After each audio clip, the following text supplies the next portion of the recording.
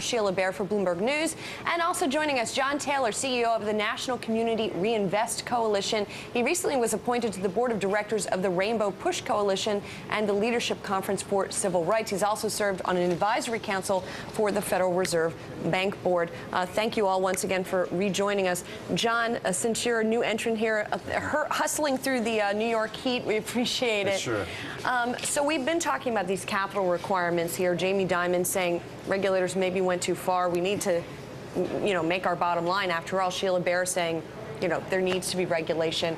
I have a feeling I know where you come out on this argument. Well, look, I mean, the banks brought this on themselves. I mean, we've been through probably the worst, most malfeasant period in terms of financial services sector in this country. And frankly, it's brought down the economy because of the kind of unscrupulous lending that occurred. And everybody played a role in it, from Wall Street to the big banks and appraisers and rating agencies and so on. And I think what the government is trying to do is protect consumers and make sure that there is adequate capitalization, adequate regulation to ensure that this doesn't happen again. But does it backfire, as Jamie Dimon says? Does it end up slowing down growth? Well, look, he may have a clearer crystal ball than I do, but I doubt it.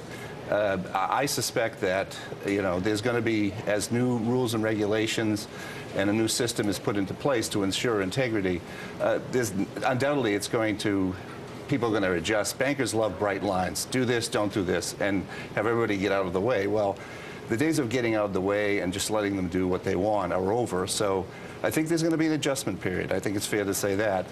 But I don't think anybody in Washington, Democrat or Republican, are looking to stymie business or stymie the flow of capital or stymie investment. So I think everybody's working in the same direction. We just want to ensure that we don't expose the American taxpayer to the kind of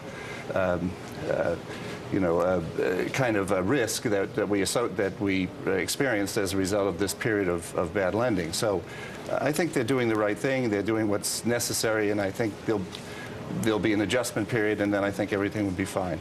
Mira, I want to bring you back into this and get your perspective on sort of the climate in Washington right now. I mean, the folks who have been doing the regulating thus far, whether you talk about a Sheila Bair or an Elizabeth Warren, have had somewhat of a confrontational relationship with the folks they're regulating. Is that something that, with a sort of changing of the guard, is going to change? I mean, what's the feeling there in D.C.?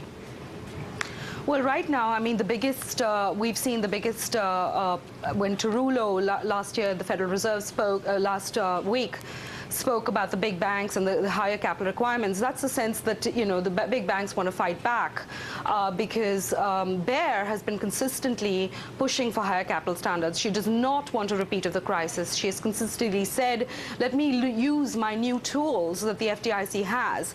The FDIC has, under her leadership, kind of been in the spotlight saying, we want to end too big to fail. We do not want this to land into the hands of the taxpayers.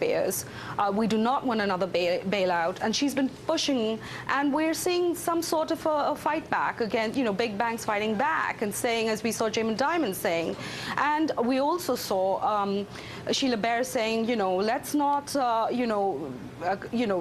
bow down to any pressure, and regulators need to hold strong and keep up capital standards, and capital higher requirements is not going to hurt lending. Dino, as someone who I think more is representing the bank's perspective here, I mean, if you look at the realistic scenario and say, yes, all of these regulations are going to go through, despite the bank's best effort,